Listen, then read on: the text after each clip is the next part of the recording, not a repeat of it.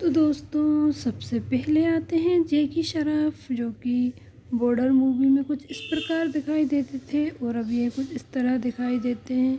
यह 69 वर्ष के हो गए हैं 2026 में।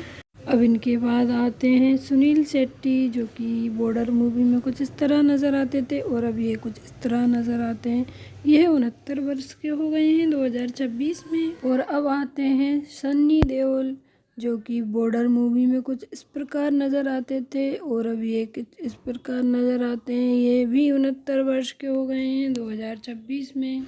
अब इनके बाद आते हैं अक्षय खन्ना, जो कि बॉर्डर मूवी में कुछ इस तरह नज़र आते थे और अभी ये कुछ इस तरह नज़र आते हैं। यह 51 वर्ष के हो गए हैं 2026 में।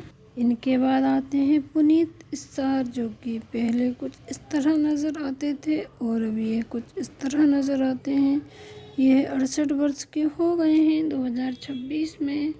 और अब आती हैं पूजा भट्ट, जो कि बॉर्डर मूवी में कुछ इस प्रकार दिखाई देती थी और अब ये कुछ इस प्रकार दिखाई देती हैं। ये 54 वर्ष की हो गई हैं 2026 में। तो दोस्तों इनके बाद आती हैं तब्बू, जो कि पहले कुछ इस तरह नज़र आती थी और अब ये कुछ इस तरह नज़र आती हैं। यह 54 वर्ष की हो गई हैं 2026 में।